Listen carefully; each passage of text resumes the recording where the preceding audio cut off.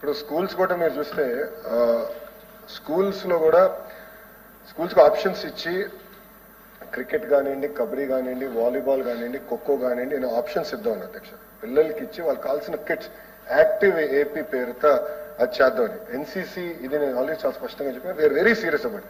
నేను వెళ్ళి రాజ్నాథ్ సింగ్ గారి దగ్గర టైం తీసుకుని కమిషనరేట్ ఇక్కడ అడిగా, ఎందుకంటే డైరెక్టరేట్ ఇక్కడ అడిగాను. కారణం ఏంటంటే అది వస్తే మనకి ఎక్కువ గ్రిప్ వస్తుంది. ఎందుకంటే క్రమీపంగా అనేక కారణాల తగ్గిపోతుంది. తప్పకుండా అది మన బలోపేతం చేయాలి. స్కౌట్స్ అండ్ గైడ్స్ ఒకటి, దాంట్లో రెడ్ క్రాస్ విషయం కూడా నేను డిస్కస్ చేశాను. అది సీరియస్ గా తీసుకుంటున్నాం అధ్యక్ష. మనం ఏంటంటే యాక్టివ్ ఏపీ ప్రాజెక్ట్ కింద వచ్చే అకాడమిక్ ఇయర్ నుంచి, ఎందుకంటే బొత్స గారు కూడా బాగా తెలుసు, మిడ్ అకాడమిక్ ఇయర్ నిర్ణయాలు తీసుకోకూడదు. పిల్లలు ఇప్పుడు ఎస్పెషల్లీ ఎగ్జామ్ టైంలో తీసుకుని డిస్టర్బ్ అవుతారని నెక్స్ట్ అకాడమిక్ ఇయర్ నుంచి యాక్టివ్ ఏపీ పేరుతో we going to take it very seriously.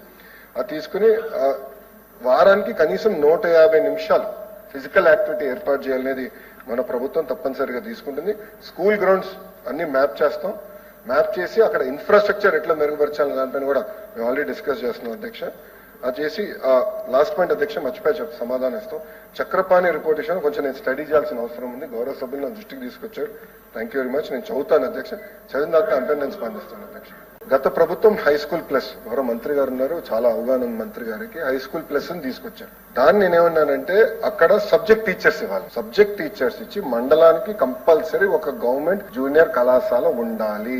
Subject teachers ఇచ్చి కరెక్ట్ మెటీరియల్, ఇప్పుడు మేము స్కూల్ కిట్ ఇచ్చాము అధ్యక్ష ఇంటర్ విద్యార్థులు. మిడ్ డే మీల్ కూడా మళ్ళీ తిరిగి ప్రారంభించాం అధ్యక్ష. ఎందుకంటే పిల్లలకి ఎక్కువ సిస్టమ్ క్రియేట్ చేయాలి. మెరుగైన విద్య ప్రభుత్వ జూనియర్ కళాశాలలో ఇవ్వాలనే లక్ష్యంతో మేము పనిచేస్తాం. ఫస్ట్ అది. రెండోది మీరు అన్నట్టు ఏంటంటే ఇక్కడ 2 ప్రాబ్లమ్స్ అవుతున్నాయి అధ్యక్ష. తల్లిదండ్రులు కూడా ఏంటంటే మేము మీకు ఇచ్చాం, ఫీజు కట్టాం, మీది బాధ్యత. మీరు అన్నట్టు మీది బాధ్యత. అన్ని సబ్జెక్టులు అద్భుతంగా మార్కులు రావాలి. ఇప్పుడు నేను ఉన్నా అధ్యక్ష, నేను అన్ని సబ్జెక్ట్స్ లో ఫస్ట్ రాలా. కొన్ని సబ్జెక్ట్స్ ఇప్పుడు నేను స్టాన్ఫర్డ్ ఎంబీఏకి వెళ్ళినప్పుడు ఫైనాన్స్ చాలా వీక్ గా ఉండేవాడు. వెళ్ళే ముందల అక్కడ నేర్చుకున్నా మార్కులు అంత గొప్పగా ఫైనాన్స్ ఇంకా రాలా.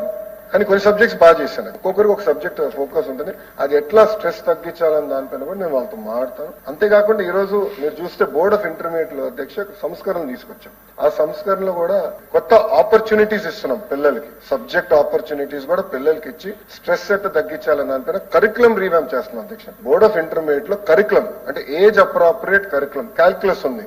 అది ఎక్స్ట్రీమ్లీ హై స్టాండర్డ్ అధ్యక్ష. వాస్తవంగా నేను లిటిల్ ఫ్లవర్ జూనియర్ కాలేజ్ లో చదివిన వ్యక్తిని అధ్యక్ష. అక్కడ నుంచి అక్కడ క్యాల్కులస్ బోర్డ్ ఆఫ్ ఇంటర్మీడియట్, ఉమ్మడి రాష్ట్రం బోర్డ్ ఆఫ్ ఇంటర్మీడియట్ లో చదివినోడిని. నాకు Carnegie Mellon one of the most difficult university, పెద్దలందరూ తెలిసి. మాకు 3rd ఇయర్ ఇంజనీరింగ్ లో వచ్చింది అధ్యక్ష అదే calculus. First 2 years calculus, 3rd year engineering లో మాకు ఇంటర్మీడియట్ క్యాల్కులస్ మాకు లింక్ దొరికింది. అంటే అంత హై స్టాండర్డ్స్ చేసుకుని కూడా లేనిపోని స్ట్రెస్ పెడుతున్నాను బలంగా నమ్మనెత్తే. అందుకే మీరు చూస్తే బోర్డ్ ఆఫ్ ఇంటర్మీడియట్ లో కూడా మేము ఇవన్నీ సంస్కరణలు ఏదైతే మేము చేయాలనుకున్నాం పెట్టాం, ప్రజల ముందలు పెట్టాం అధ్యక్ష. దానికి కొంచెం ఫీడ్బ్యాక్ వచ్చింది. కొన్ని విషయాలు లేదు ఇది వద్దు అని చెప్తాం కూడా ఎక్కువ మంది ఇది వద్దు, ఈ సంస్కరణ మరీ ఫాస్ట్ గా ఉందంటే మేము వెనక్కి తీసుకున్నాం. నిర్ణయం తీసుకుని ఆ ప్రతిపాదన మేము వెనక్కి తీసుకున్నాం. అంటే తల్లిదండ్రుల దగ్గర నుంచి, ఉపాధ్యాయుల దగ్గర నుంచి, విద్యార్థుల దగ్గర నుంచి ఫీడ్బ్యాక్ తీసుకుని మొత్తం కరికులం మోల్డ్ చేయాలని లక్ష్యంతో మేము పనిచేస్తున్నాం అధ్యక్ష. It is a serious issue. ఒకరు ఆత్మహత్య చేసుకున్నా అది చాలా సీరియస్. తల్లిదండ్రులు కౌన్సిలింగ్ ఉండాలి, టీచర్స్ కు ఉండాలి, విద్యార్థులకు ఉండాలి. No second thought. యాజమాన్యానికి కూడా గవర్నమెంట్ అయి ఉండొచ్చు, ప్రైవేట్ జూనియర్ కాలేజీలు అయి ఉండొచ్చు, వాళ్ళకు కూడా కౌన్సిలింగ్ ఉండాలి. దాంట్లో ఎలాంటి రెండో ఆలోచన లేదు అధ్యక్ష. దానిపై మేము వెనక్కి వెళ్ళట్లేదు. దానిపైన I want be very clear. బాధ్యత కూడా వాళ్ళపైన ఉంది అధ్యక్ష. ప్రైవేట్ యజమాన్యం పైన కూడా బాధ్యత ఉంది.